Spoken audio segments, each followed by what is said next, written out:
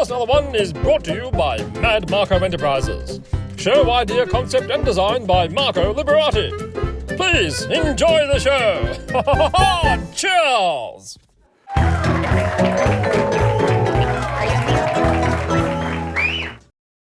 Tell Us Another One, a show with tall tales, jokes and antidotes. And now please welcome your host, Marco Liberati.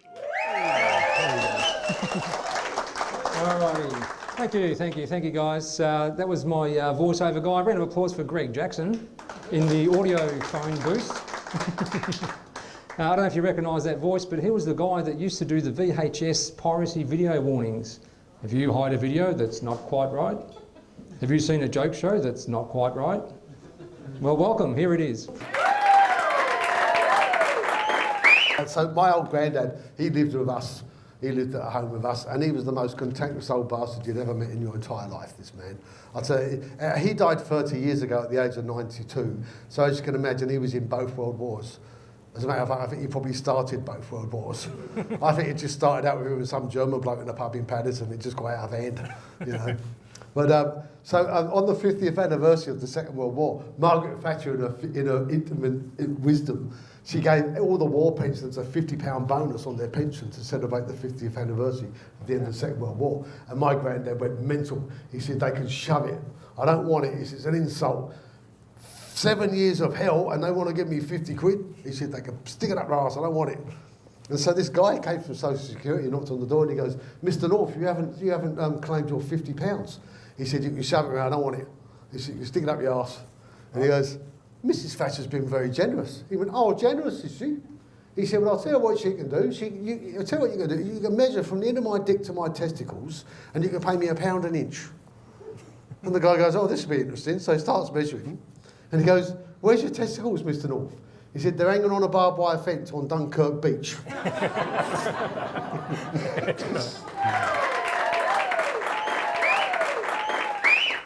Been married for 20 years now. I've got a wonderful relationship with my wife. Our relationship is so good that we are still having sex nearly every night of the week. Nearly on Mondays, nearly on Tuesdays, nearly on Wednesdays. We'd been shopping, and as I was unpacking the shopping, I pulled out a bottle of nail polish that she'd bought for herself. And I noticed that the company had named the colour G-Spot.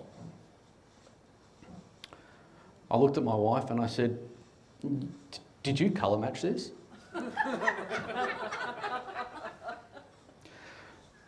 Didn't want to know the answer, I just handed it back to her, let her put it away. One thing that didn't surprise me though, not 3 days later, she couldn't find it either. We got two wonderful kids. When they were a lot younger, I thought it'd be a good idea to take them into Build-A-Bear. Get them to build their own teddy bears. A bit of a surprise for them. And the youngest, she's only about 3 years old, she goes, Daddy, I can't pick a costume. There's too many to pick from. And I had a look at it and there's a wall of different costumes. And I said, you've been such a good little girl. You can pick 3 different costumes to dress the bear up however you feel like. And she goes, oh, thanks, Daddy. And I said, well, what do you want? She goes, I want a nurse. I said, well, we'll get you a nurse. She goes, I want a firefighter. Well, we'll get you a firefighter. She goes, I want a police officer.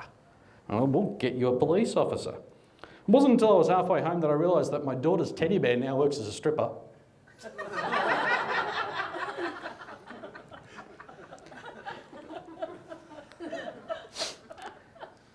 When my eldest was only about 4 years old, picked her up to take her to bed one night. And as we walked past the TV, an old car commercial came on that uses the tagline, bugger. She looks at me and goes, Daddy, that's a rude word. And I said, that is a rude word. We don't use rude words, do we? She goes, no, Daddy. Mummy does. I did realise at that point that this would be a fantastic opportunity to trick my 4-year-old into saying the word bugger. So I tuck her into bed and I kiss her on the forehead. And I say, now love, remember, "What's that rude word you're not allowed to say?" She looks up at me and she smiles and said, "Thanks very much, everybody."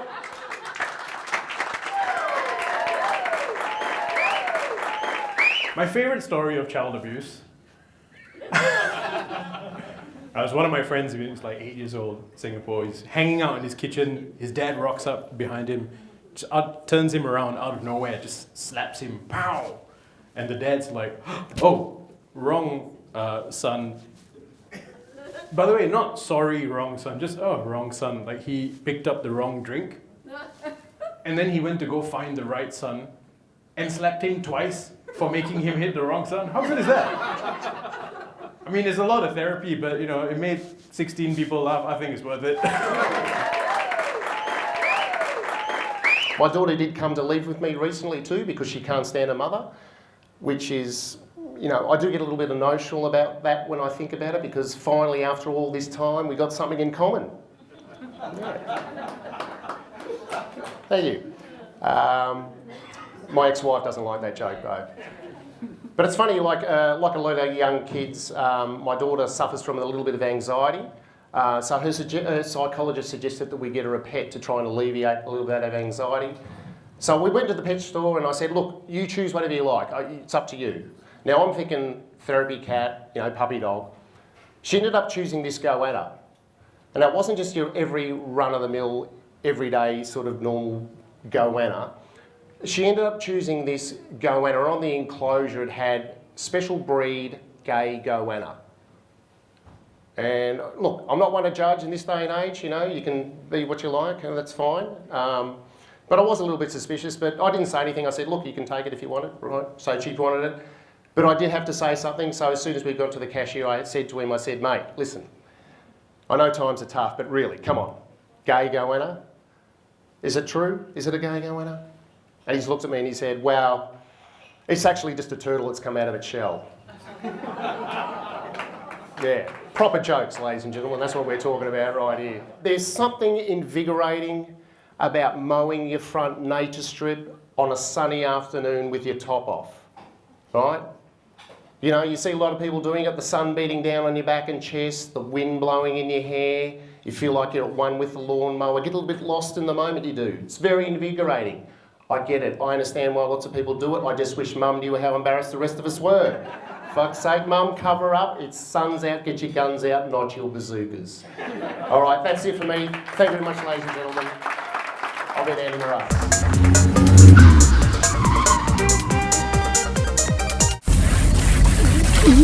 What are you doing, Sam? Just thirsty. It's where you get your water from. Oh, yeah.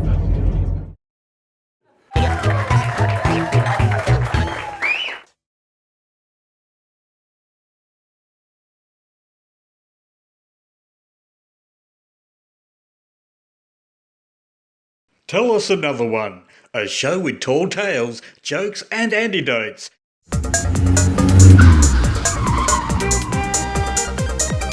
Hi, I'm Marco. I'm currently holidaying at the Narrabeen Caravan Park, and here in New South Wales, they encourage people to kick the crap out the side of a bus.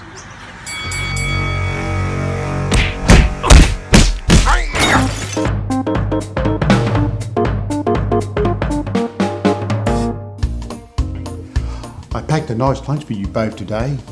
I know you don't like green apples, so I packed a nice pink lady apple for you. You know why? Because you're such beautiful young ladies.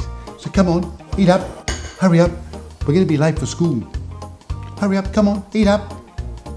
What, you don't like stewed fruit? And now you don't like orange juice? Well, how about I make you a milkshake? Chocolate, strawberry, cherry ripe?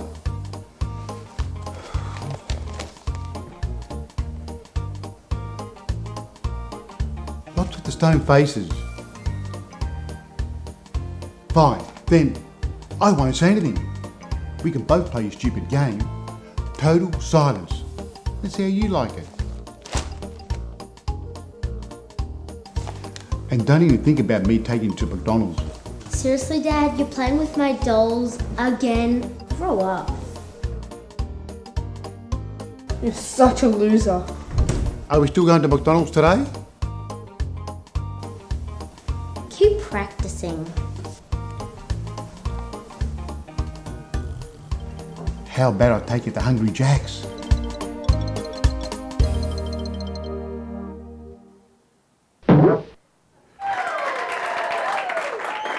So, talking about love, you know, they say parents know the best for their kids, yeah? Mine really did. My father used to say, "Oi! Stop watching comedy, you little piece of shit. Your brain will rot if you keep watching that crap." Ta-da!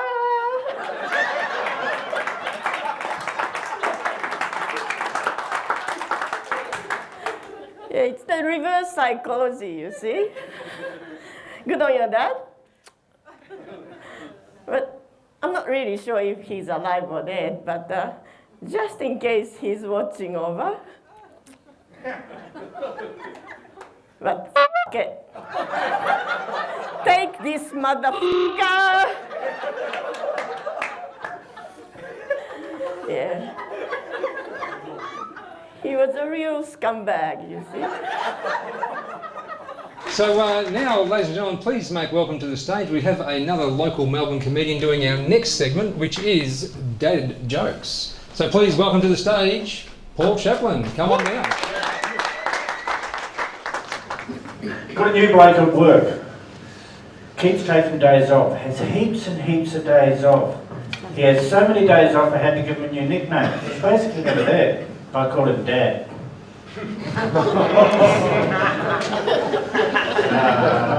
I shouldn't diss dads, you know, I shouldn't diss dads. I know dads are busy, they don't have a lot of time to share, I understand, you know. But my dad, all he wants to share with me these days is right-wing attitude and Catholic guilt. All I want is the house. And I go over there, because I'm an only child, and he says, "This will all be yours one day, son, you get the whole lot." And I'm like, when? I mean, I'm not getting any younger. I'm over 50 years old. I've got grandchildren, you know. And don't get me wrong, I love my parents. I really, really do love my parents, but fair's fair. Last year, they both got COVID, both of them. Here we go. But they beat it. 100% cured. Can you believe that? 100%. Who beats COVID at 85 years old? Fair income. And now he's out every day.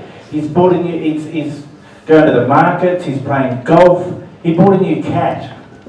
Who gets a new cat at 85 years old? Fair income. And the cat's a threat because Dad likes the cat a lot more than he likes me.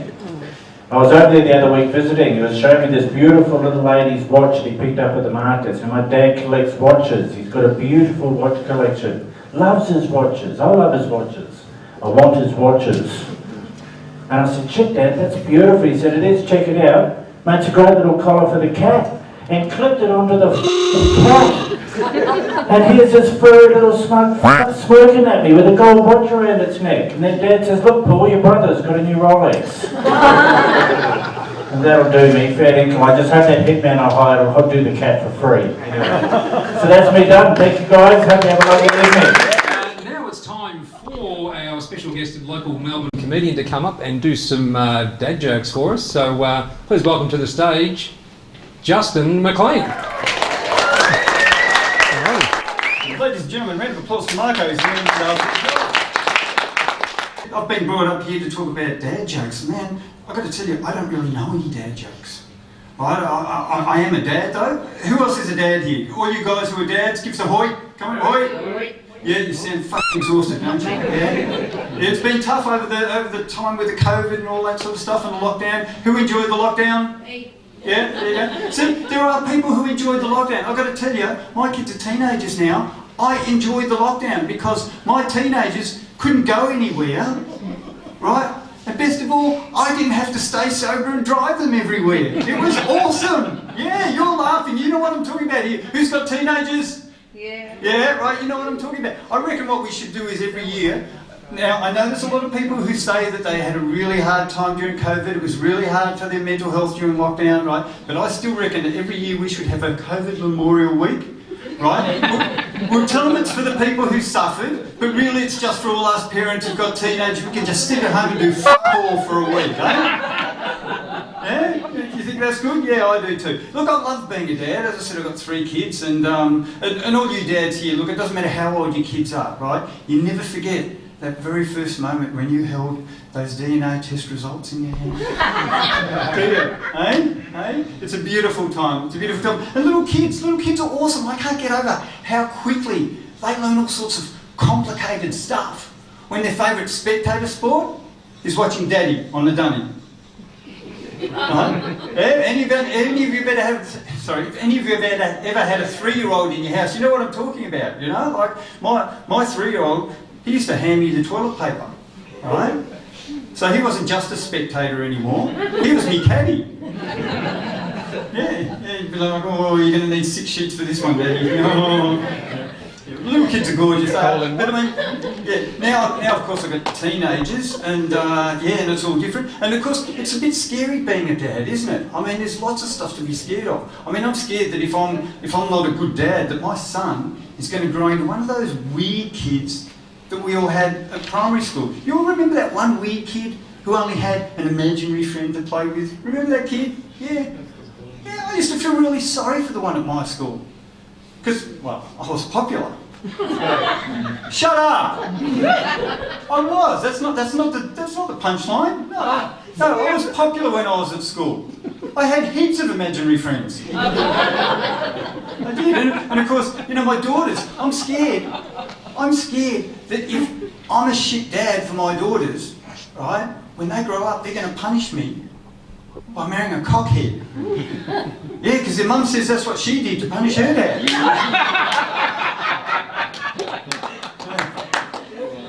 Ladies and gentlemen, I hope you're enjoying tonight. Another round of applause for Marco. I'll bring you back on stage. Thank you very much. I'm JJ Mclean.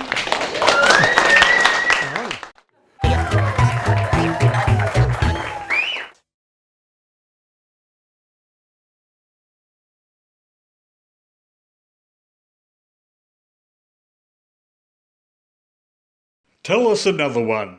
A show with tall tales, jokes and antidotes.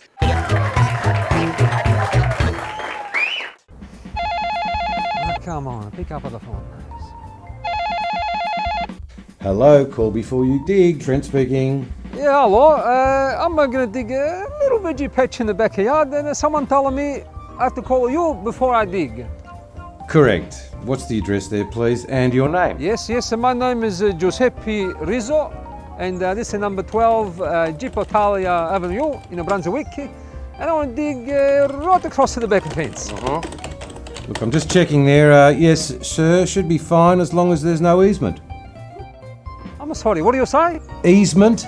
Oh, yeah, it's not easy, mate. It's a hard work to make a veggie patch, you know. Yeah, I'm sure it is. Look, and you have to put the manure, you have to dig the soil, you know, fertilise. It's a hard work, it's not easy. Look, Giuseppe, just how deep are you digging there? We dig, I don't know, 1 foot, 1.5 feet. We see what the soil is like anyway. You know what I mean, you know what it's like. No, I don't actually. Look, just don't dig any deeper than 2 feet because otherwise you might damage the internet. We talk about to damage the net. Wait for the fruit to grow on the trees and then we put the net. And if I damage the net, what's it got to do with you anyway? Just be careful there, Giuseppe. Thank you, bye. Goodbye.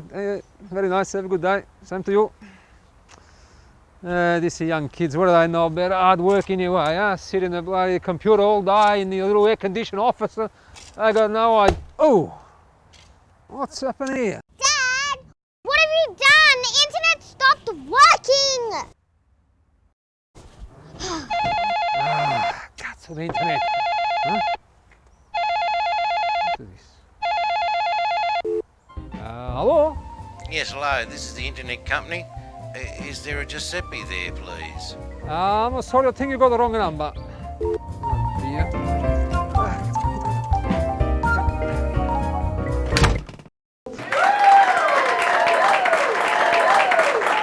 But no, I'm recently single, so I'm a cliche. It was about 8 or 9 months ago and stuff. But a few months before we broke up, though, we did have a first pregnancy scare. I don't know if you had one of those before. Forget Kegel exercises, that tightens the arsehole right up. It's alright, it came back negative. I'm no one's dad. that I know of. I lived in Frankston for 15 years and I was drunk the whole time, so who knows. But I came back negative and it made us think about life, okay? It made us do the math about our existence. And we figured out that she's the same age that her mother was when she got pregnant with her. And I'm the same age my father was when he left my mum. So, a little bit of history repeating. Let's be honest, Dad wasn't around much. I remember in primary school before Father's Day, my school had a come to school as your dad day. Be your dad for one whole day. So I did. I just didn't show up. Good old daddy poos. But you know, I do have memories though of him taking my little brother and I to the beach when we were little kids. You know, fun days in the sun. You walk along the sand, you pick up some seashells, hold them up against your ear, you could hear the ocean. Nowadays though, if you hold up an empty Jim Beam bottle to your ear, you can actually hear my dad yell at me on Christmas morning. Can you unwrap your presents a little bloody quieter? Dad's got a splitting headache! Oh, Dad! Always full of the Christmas spirit. All 700 mils of it, good on you. But no, I did grow up in the country though, no word of a lie. Anyone here from the country? No? I'm just looking to see who's selling ice tonight, that's it. No, I grew up in a really rough neighbourhood. Like I tell stories to my friends in the city about my home country town, and they go, ooh, that sounds white trash. I go, mate, it's beyond that. It's white hard rubbish, alright, so it's here. And a prime example is I was 16 on the way to school, and I saw this lovers tiff in the street. And this couple just recently broke up, and this lady is shouting in the street to her ex-partner, screaming, I'm going to christen my shoes with your head! I was like, Mum, keep your voice down. People are looking. Dad's gone. He can come Now back. it's time. Please put your hands together for Street Jokes.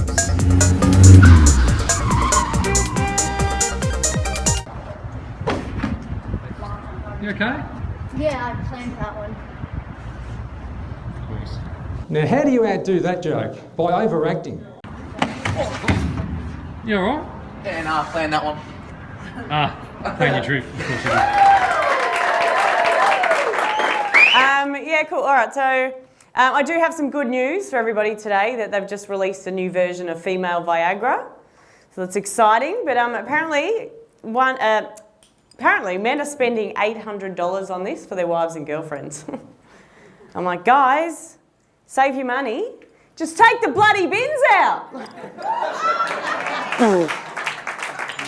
Hey, one more joke for the joke off segment. This is about the lesbians who live next door to me. They got me this beautiful watch for Christmas. And I think they misunderstood when they asked me, what do you want for Christmas? And I said, I want a watch.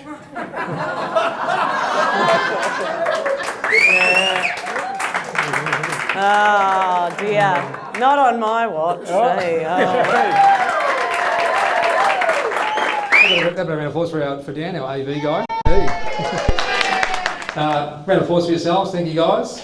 And all those behind the scenes that have made it happen. So the marketing, the advertising, the material, Claudia, Jerry, Charlie helped me out today as well. Family, Olga, thank you guys for all helping out and making this show possible. Really appreciate it. So hope you guys had a great night tonight. For those of you watching, hope you guys can join us on our next episode. Come down to the Dandenong Club and join us. And give yourselves a round of applause. Thanks for our live audience. Okay. And as I mentioned last time, we are raising funds for Heart Kids. So please donate to Heart Kids and have a great night and be good and good things happen. Thank you.